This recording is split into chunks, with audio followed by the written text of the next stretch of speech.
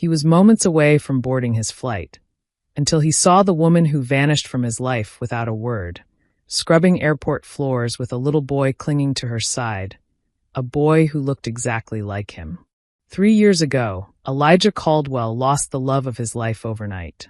No note, no explanation, just silence. Now she's back, but not by choice. And not alone. Please subscribe and leave a like for us. It means the world to us. Also share this video to your friends and loved ones and turn on post notifications so you don't miss future videos from us. Thank you as you do so. Sit back and relax as we dive into the story. The evening air was thick with the scent of blooming jasmine as students poured out of the university library, their voices trailing into the night like murmurs in a chapel. Inside a quiet corner of the university cafe, dimly lit by the amber glow of antique lamps, Elijah Caldwell sat across from Anita Wells, their fingers barely touching on the worn wooden table.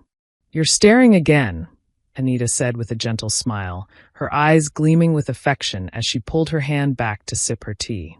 Elijah leaned in. "I'm memorizing your face. Someday, I'll be in some cold boardroom somewhere and this moment, will be what keeps me sane." She rolled her eyes. "You talk like you already belong to that world." He exhaled, staring at the delicate swirl of steam rising from his untouched coffee. "I do, whether I want to or not. My father's grooming me to take over Caldwell Holdings after graduation. My mother already has my entire life mapped out, including who I'm supposed to marry. And she doesn't know about me," Anita said, trying to keep her tone light, but the hurt flickered behind her words. "She knows who you are," Elijah replied, jaw tightening. "She calls you the distraction." Anita's face fell. "I'm sorry," he said quickly, reaching for her hand again. "I didn't mean it that way. That's just how she sees you, not how I do. To me, you're everything they don't understand, real, grounded, kind. God, Anita, you're the first person who's ever seen me, not just my last name." The truth was, Anita Wells was everything Elijah's world rejected. A brilliant student raised by a single mother who cleaned houses and taught her daughter the value of honesty and resilience. Anita was on scholarship, worked 2 part-time jobs, and still managed to carry herself with grace Elijah envied. They had met in freshman year during an advanced literature seminar. He had made a smug comment about some author Anita admired. She challenged him, publicly, and something about her fire had stuck with him ever since. Their romance had bloomed quietly. Midnight walks through ivy-lined courtyards, stolen weekends in cheap hotels, shared dreams whispered beneath textbooks and tired sighs. Elijah had fallen hard, and Anita had tried not to fall, but love made fools of them both. And so, one rainy afternoon, they got married at a courthouse on the edge of town. No witnesses. No photos. Just 2 trembling hands and vows spoken through tearful smiles. They moved into a modest apartment off campus. Nothing like the Caldwell estate where Elijah had grown up. The ceiling leaked when it rained. The floor creaked under every step.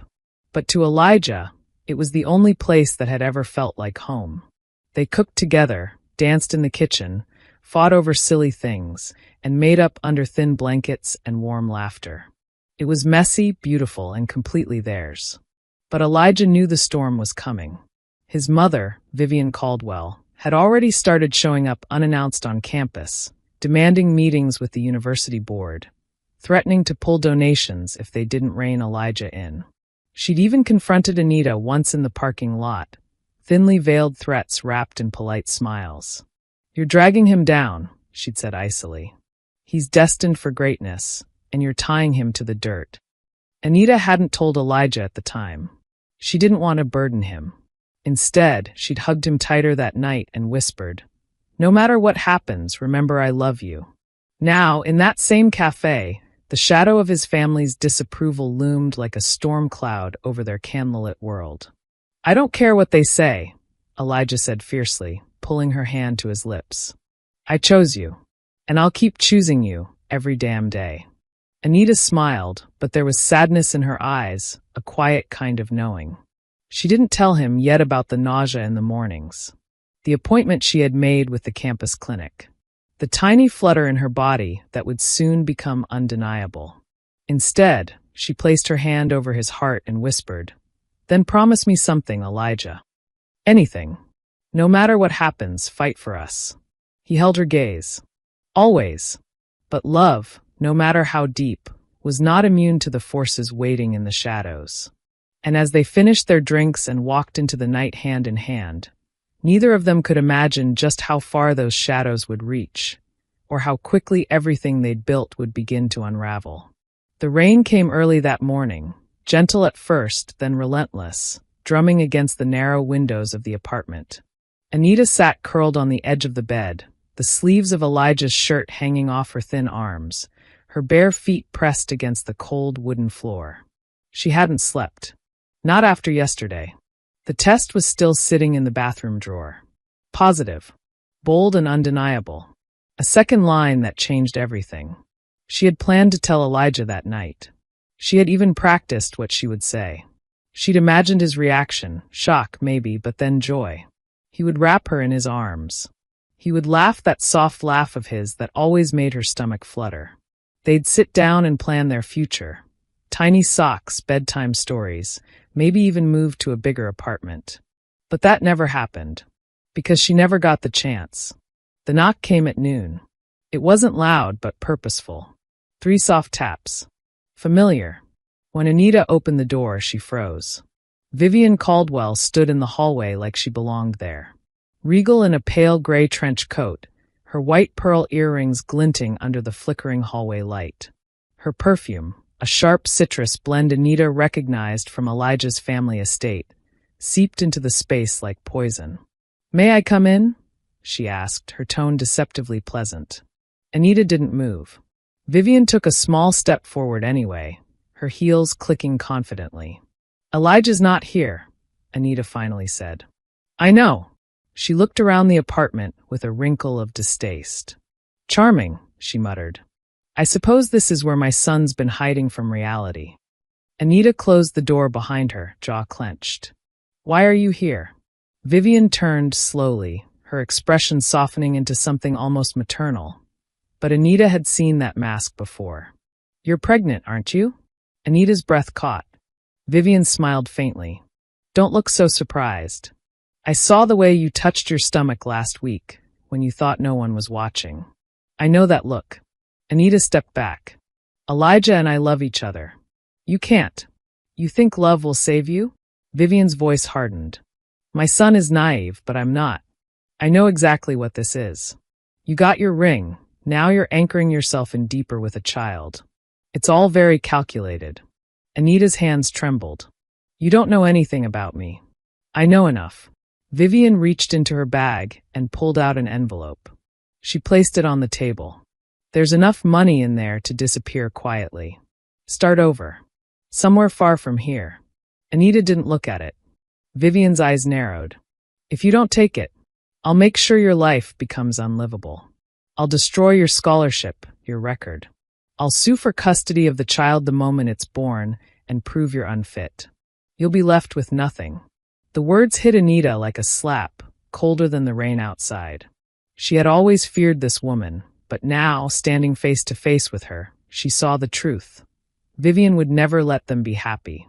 She would burn the world to keep her son in chains. "I'll leave," Anita whispered, voice hollow. "But not for the money." Vivian didn't blink. "Good. That's the only wise choice you've made." She left without another word. The scent of her perfume lingered like smoke after a fire. That night, Elijah came home late, soaked and exhausted. He wrapped his arms around Anita in the kitchen, kissed her forehead, and whispered something about meetings and deadlines. She held on to him a little too long. "I made you something," she said quietly. He smiled. "You made something? This is a historic day." She forced a laugh, pulling him toward the table, where 2 bowls of soup sat, slowly cooling. They sat in silence for a few minutes, Elijah chewing lazily, Anita watching him like she'd never see him again. "I love you," she said suddenly. He looked up, startled by the intensity in her voice. "I love you too. You okay?" She nodded quickly. "Just promise me you'll take care of yourself, even if." He frowned. Even if what? But she didn't answer. Instead, she reached for his hand, laced her fingers with his, and sat in silence, committing everything to memory. The way his thumb rubbed her knuckles, the curve of his smile, the way his eyes softened when he looked at her. The next morning, Elijah woke to the sound of rain and an empty bed. He sat up, confused. Anita? No answer. He checked the bathroom. Empty. The kitchen. No sign of her. His heart began to race. He opened the closet. Her clothes were gone. The drawers were empty. On the counter, her keys were missing, but there was no note. No explanation. He searched the apartment 3 times before the truth hit him. She was gone. Just like that. Panic gripped him. He called her phone. It went straight to voicemail.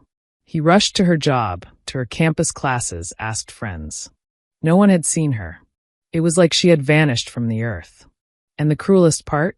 He never even knew she was carrying his child. The motel room smelled like mildew and borrowed time. Anita stood by the window in silence, the faded curtains clutched tightly in one hand, her other resting on her small, swelling belly. Outside, neon signs buzzed against the wet pavement, their flickering red glow casting warped shadows across the room's cracked linoleum floor. She hadn't slept in over a day. It had been 3 weeks since she vanished from Elijah's life. No messages. No calls. No trace. She'd changed her number. Paid cash for everything. Walked for hours before catching a greyhound out of the city. Her belly was just beginning to show, hidden beneath layers of oversized clothing. In her bag, 2 changes of clothes, a tattered copy of Wuthering Heights, and $500. Not the envelope of money Vivian Caldwell had offered, but what Anita had scraped together from her last job. Each dollar felt like a small rebellion. She stared down at her stomach. "I'm sorry, little one," she whispered. "You deserved better than this." The months passed in blur and grit. By her 7th month of pregnancy, Anita had moved 6 times, taking short-term rentals in neighborhoods that smelled of old grease and broken dreams. The jobs were the same. Diners where men stared too long, night cleaning shifts where her stomach made everything 10 times harder. No benefits, no questions asked, just cash at the end of the week and back-breaking hours. She never used her real name. She learned how to blend into silence. And when the time came, she gave birth to her son in a city hospital under the name Marie Thomas, alone, drenched in sweat and fear. She cried not from pain, but from love, raw and immediate, the moment they placed the baby boy on her chest. He had Elijah's eyes, the kind that saw everything even before it was spoken. She named him Noah. The first year was the hardest. Noah barely slept. He cried through the night. Diapers were a luxury. Formula was bought in single cans from corner stores where the clerks barely looked up. Anita would cradle him in her arms, whispering lullabies between exhausted sobs, praying the neighbors wouldn't complain again. They moved twice more, each time when rent ran late or her temp job vanished overnight. Her dreams of finishing college evaporated beneath the weight of responsibility. She'd once written essays on Sylvia Plath and James Baldwin. Now she memorized bus schedules and coupon codes. Still, Noah smiled. He laughed. He took his first steps on a stained carpet in a basement apartment next to a laundromat. And every time he looked at her with those eyes, something in Anita hardened. Not in bitterness, but resolve. She would survive for him. By Noah's 3rd birthday, Anita had settled into a fragile rhythm.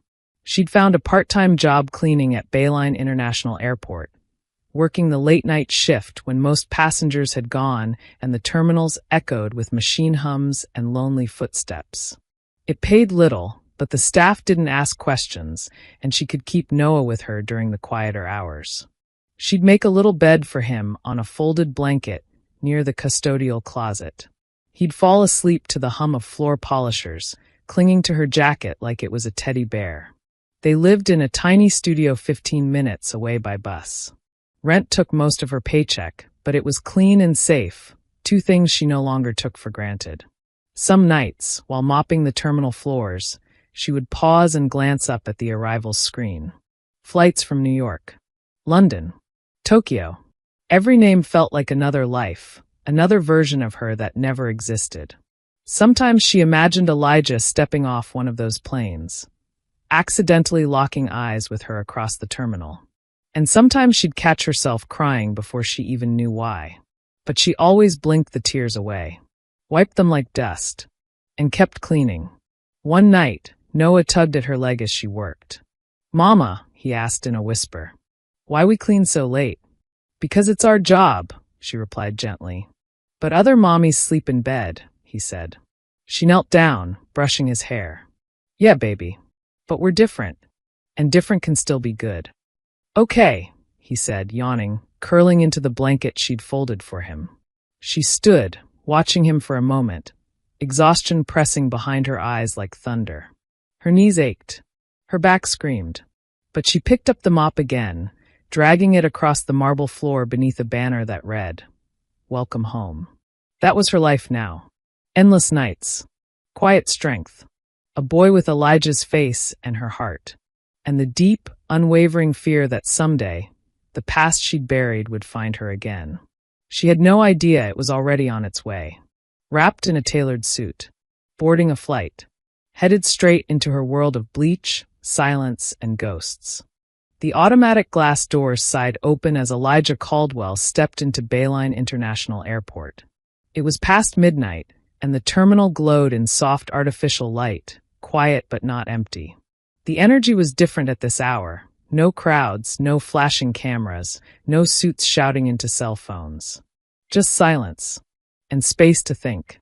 His connecting flight back to New York had been delayed. A mechanical issue, they said. 2-hour layover. First-class lounge access didn't appeal tonight. His mind was too restless. He adjusted his coat and headed toward the smaller cafes that lined the domestic terminal, searching for decent coffee or at least somewhere to sit where no one knew his name. He passed a woman vacuuming near a vending machine, another mopping down the windows. Night shift workers, invisible to most travelers. He barely registered them, until one caught his eye. A janitor, slim, worn uniform, crouched near the base of a steel column, scrubbing the floor with bare hands. A small child, maybe 3 or 4, was curled beside her, his little arms wrapped tightly around her waist. Elijah slowed. Something about the scene struck him, off, almost painful. The woman turned slightly to shift the boy's position, and Elijah stopped cold. His heart jolted. It was her, Anita. His vision blurred. For a moment he thought he was hallucinating. But no, there she was. Older, thinner, her hair tied back in a tight knot, her face paler, but still achingly familiar. She hadn't seen him yet. She dipped her head, murmured something to the boy, her son, and continued scrubbing.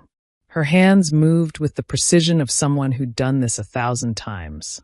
Her back was bent, shoulders hunched. But then she glanced up, and everything shattered. Her eyes locked onto his. Time stopped. The mop clattered from her hands. She froze, staring at him like she was staring at a ghost. Her lips parted, but no sound came out. Then her eyes welled. One tear fell. Then another. The boy stirred beside her, sitting up, rubbing his eyes. "Mama," he mumbled. Elijah took a step forward. She stood abruptly, breath shallow, her hand pressing to her chest like she needed to steady her heart. The boy reached up, instinctively grasping her hand.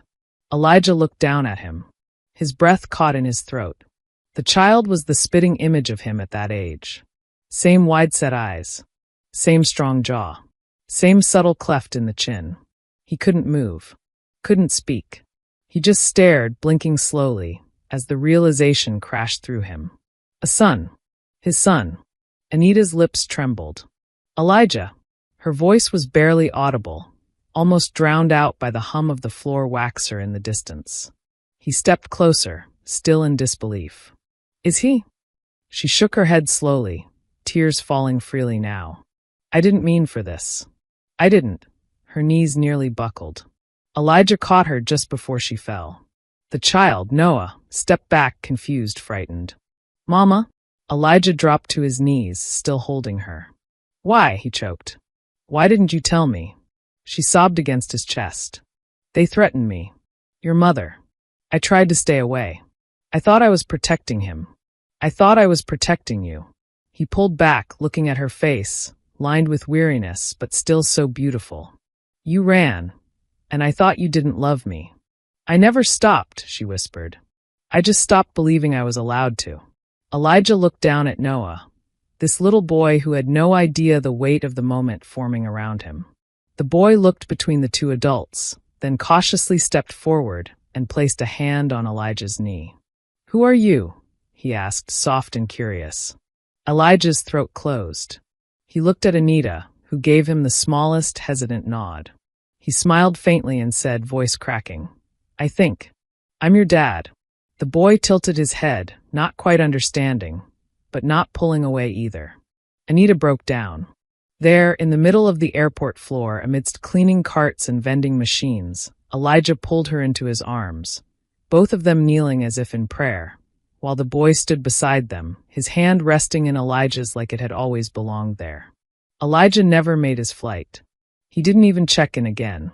Instead, he called his assistant and told her to cancel everything. No meetings. No return trip. No press. No family dinners. He wasn't going anywhere. Not tonight. Not anymore. The motel room was cramped, low-ceilinged, and smelled faintly of bleach and old carpet. The kind of place Elijah Caldwell had never imagined himself in. But tonight he sat on the worn-out couch near a flickering lamp, elbows on his knees, head in his hands. Across the room, Anita sat on the edge of the bed, her fingers tangled in the hem of her coat. Her eyes were red, not from tears alone, but from the exhaustion of 3 years that never gave her a chance to breathe. Between them, silence lingered, not cold, not angry, just heavy. In the far corner, little Noah had finally drifted off to sleep on a second-hand mattress, a threadbare blanket pulled up to his chin. One arm stuck out, clutching the corner of an old stuffed bunny. Elijah looked at the boy, then at her, and finally spoke. I lost 3 years with him. Anita's jaw trembled. I know. I lost 3 years with you, he added more quietly. She turned her face away, as if his voice burned her. I wanted to tell you, she whispered. I swear, Elijah. I didn't leave because I stopped loving you. Then why? His voice broke on the question. Her hands fell into her lap. Because your mother showed up the day after I found out I was pregnant. He straightened. She what? She knew. Somehow. Before you did. She stood now, unable to stay still. She came to our place while you were in class. Looked around like it offended her. She told me I was nothing. That the baby was going to ruin your life. That if I didn't leave, disappear, she would make sure I lost everything. He stared at her, disbelief flooding his features. She threatened you? She said I wouldn't survive the kind of hell she could create. Said she'd make sure I'd never finish school. That no employer would ever hire me again. And that she'd take the baby away the moment he was born. She said she could do it. I believed her. Elijah stood slowly, as if the weight of her words was physically dragging him down. You should have told me, Anita. I would have protected you. I would have fought for you. Her eyes met his, fierce and wet. I didn't want you to have to choose between me and them. I didn't want you to get caught in the fire they were building. I was trying to save you. He shook his head slowly, bitterly. And all this time, I thought you didn't love me. That you just left. I left because I did love you. His voice cracked again. Do you know what I went through after you vanished? I searched every hospital, every record I could access. I thought you might be dead. Or worse, that you'd been pretending the whole time. I thought about calling, she said. 100 times. But what would I say? Hi, I've got your baby, and I'm working night shifts with a mop bucket? I didn't want to ruin your life. You think I'd care about my damn reputation? You would have come for me, she said quietly. And your mother would have made sure she destroyed you for it. He paced the room now, fists clenched at his sides. She already did. The words fell between them like a gavel. I missed his first steps, he whispered, staring down at the floor. His first words. His first birthday. I never even knew I had a son. Anita sat down again, more carefully this time, like her legs could no longer hold her guilt. But I kept every picture, she said. Every scribble, every silly drawing. His first hospital band. I've got it all. I talked about you. I never stopped talking about you. I told him his daddy was smart and kind. That maybe one day, if the stars were good to us, he'd get to meet you. Elijah turned his head toward the small boy in the corner, now sleeping peacefully, unaware that everything was changing around him. Does he know? Elijah asked. Only what I could safely tell him. That you're a good man, and that you didn't leave us. God, he whispered, eyes glistening. Then he sat next to her. Not close enough to touch, but close enough to feel the heat of old love smoldering between them. I'm not walking away again, he said. Not from you. Not from him. Anita looked at him then, really looked. The clean lines of his jaw. The exhaustion in his face. The way his voice shook when he said us. She wanted to believe him. Your parents will never accept this. He leaned forward. I don't care. I'll cut them off if I have to. Her breath caught. You'd walk away from all of that for us? I already lost you once, he said. I'm not letting anyone take you away again. Not even my blood. She didn't cry this time. She just nodded slowly, like she was allowing hope to stretch its limbs inside her again. Later, after Elijah carried Noah to the bed and tucked him in, Anita watched them both from across the room. The boy curled into the curve of Elijah's chest as if it were natural.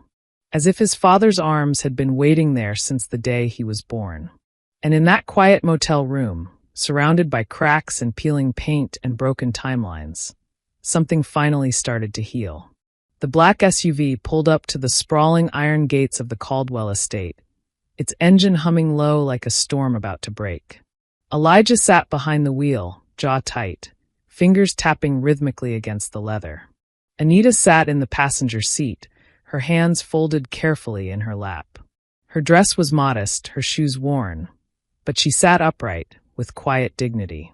In the back seat, Noah looked out the window, wide-eyed. Is this a castle? Elijah glanced at him through the mirror, his lips tugging into a soft smile. Kind of, but not the fairy tale kind. The gates creaked open. As the car rolled up the winding drive, the mansion came into full view. White stone walls bathed in afternoon sun, massive windows gleaming like watchful eyes. It hadn't changed. It still reeked of control, wealth, and silence. Are you ready? Elijah asked Anita, voice low. No, she replied honestly. But let's go anyway. Vivian Caldwell was waiting in the grand foyer, her gray silk blouse perfectly pressed, not a hair out of place. She didn't move as they entered, just stood like a statue carved from ice. Beside her was Robert Caldwell, Elijah's father. His face was older than Elijah remembered, more lined, more tired. But his eyes held something different, regret, perhaps. Elijah, Vivian said, voice clipped. You didn't return my calls. Because I knew what you'd say, he replied evenly. Then he gestured to Anita. She's not a ghost. She's not a scandal. She's the woman I love. And that little boy, he motioned toward Noah, who clung shyly to his mother's coat, is my son. Your grandson. Vivian's lips pressed into a razor-thin line. Robert stepped forward, uncertain. He looks just like you did when you were little. Vivian turned sharply. This is ridiculous. You think showing up like this, parading her through our home with an illegitimate child, is going to erase what she did? Anita's back stiffened, but she said nothing. She didn't do anything, Elijah snapped. You did. You threatened her. You drove her away while she was pregnant. You made me believe she just left. You let me grieve a child I didn't even know existed. Vivian paled but didn't retreat. I protected this family. No, Elijah said. You controlled it. You destroyed it. And I'm done letting you. Robert, to everyone's surprise, placed a hand on Vivian's arm. Vivian, he said softly, don't double down. Not this time. She stared at him, stunned as if betrayed. Elijah turned to his father. Did you know? Robert hesitated. I didn't know about the baby. I knew Vivian didn't approve, but I didn't know she threatened her. Vivian looked away. She was 19, Elijah said, voice rising. She was scared. Alone. She gave birth in a hospital with no one by her side because you made her believe she wasn't safe. Vivian's composure cracked. She wasn't right for you. No, Elijah said. She was perfect for me, and I was too cowardly to see it. Anita finally stepped forward. Her voice was soft but steady. I didn't come here for your acceptance. I came so you could see him, so you would know what you lost. She turned to go, but Elijah stopped her. No, he said firmly. We're not leaving. He looked at his mother. We're staying in this city. I'm opening a foundation in Noah's name for single mothers. And you can either be a part of our lives and get to know your grandson, or you can stay here in this empty house with your pride. Silence. Then Noah stepped from behind his mother's legs and looked up at Vivian. Are you, Grandma? Vivian's face flinched. Her breath caught. For a moment, she seemed unsure whether to run or kneel. And then, quietly, she turned and walked away. 2 weeks later, the court officially recognized Elijah Caldwell as Noah's legal father. The process was swift. There were no disputes. Elijah's name replaced the blank line on Noah's birth certificate, and Anita watched through blurred eyes as the judge smiled down at their small, unconventional family. Afterward, Elijah took them to a park overlooking the city. He carried Noah on his shoulders, pointing out buildings in the skyline. Anita walked beside them, her hand in his. She didn't speak much, but she didn't have to. That night, Elijah brought them to their new home. Not a mansion, not some luxury high-rise, but a modest, sunlit house on a quiet street. 3 bedrooms, a little backyard with a crooked tree, a kitchen where they could burn pancakes together, a front door where Noah could leave his muddy shoes and know he belonged, and a space for Anita, not as a cleaner, not as a girl in hiding, but as a woman loved, publicly, unapologetically, and forever. They stood outside under the porch light as night fell. Elijah looked at her. Do you believe me now? He asked. She nodded, tears in her eyes. Yes, I do. He kissed her, not like a lover reclaiming something lost, but like a man meeting the woman he never stopped loving for the first time all over again. Noah tugged at their arms. Can we go inside now? He grinned. It's cold. They laughed. Together. For the first time in years, the sound didn't carry pain. It carried promise. And as they stepped into their home, closing the door behind them, Anita whispered something under her breath, so soft only Elijah heard. No more goodbyes. We have come to the end of the story. I hope you enjoyed it. Leave a like and subscribe to my YouTube channel for more interesting stories.